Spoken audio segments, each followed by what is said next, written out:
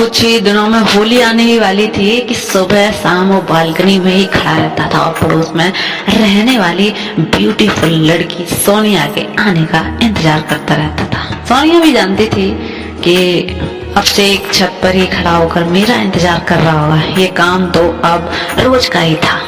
सोनिया जब भी ऊपर जाती तो अभिषेक हमेशा ही उसका इंतजार करता और उसे छत पर ही मिल जाता।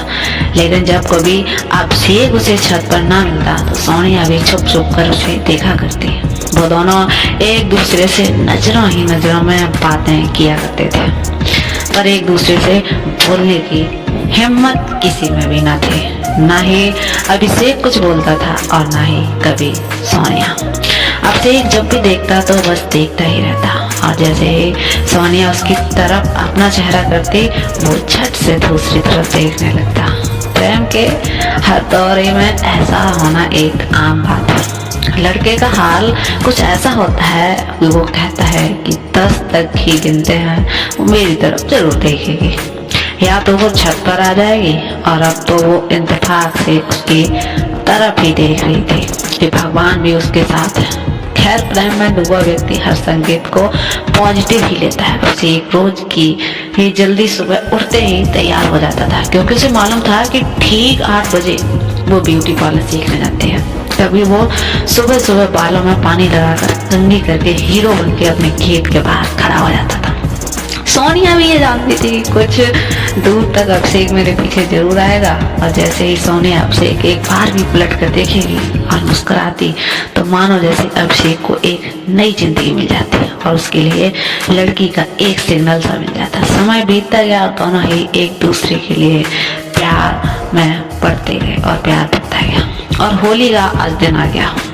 सुबह से ही गली में रौनक थी। रोज की तरह उस दिन भी अभिषेक छत पर ही खड़ा उसका इंतजार कर रहा था। तभी नीचे से सोनिया की आवाज आई और वो अम्मा के बहाने अम्मा बुलाकर तुम ऊपर का करी हरी कर रही हो, नीचे आ जाओ।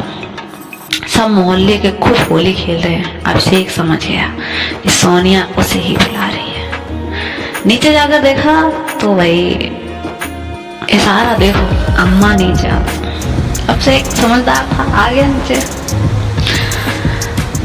अब नीचे जाकर देखा तो काफी सारी लड़कियां थी और लड़के एक दूसरे को रंग लगा रहे थे, मगर सोनिया बिल्कुल सूखी खड़ी हुई थी। तभी सोनिया ने अभिषेक को आंख मारी और बहुत सारा गुलाल अभिषेक के ऊपर गिर कर छत पर भाग गई। अब अभिषेक सब समझ गया था कि सोनिया क्या चाहती है।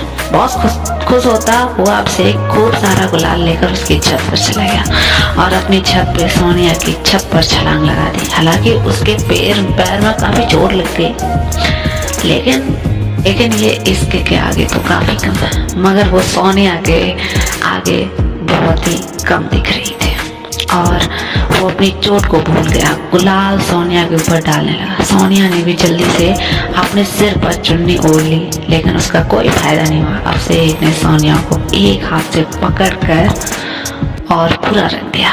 जाने अभिषेक सोनिया के कहाँ रंग लगा रहे थे, तभी सोनिया के पूरे बदन पर अभिषेक ने गुलाल लगा दिया। इस बात से सोनिया रोने लगी।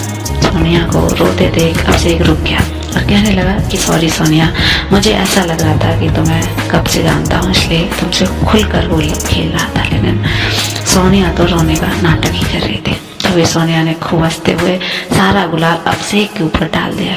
इतने में ही अभिषेक ने उसे अपनी बाहों में ले लिया और कहा कि सोनिया आई लव यू, मैं तुमसे बेहद प्यार करता हूँ, अपना लाइफ पार्टनर बना लो। ये सुनते ही सोनिया ने अभिषेक के होंठ चूम लिए और कहा, अभिषेक मैं तो कब से तुम्हारी दीवानी हूँ और तुम्हारे प्यार के साथ साथ मैं तुम्हें आज अपना बनाना चाहती हूँ।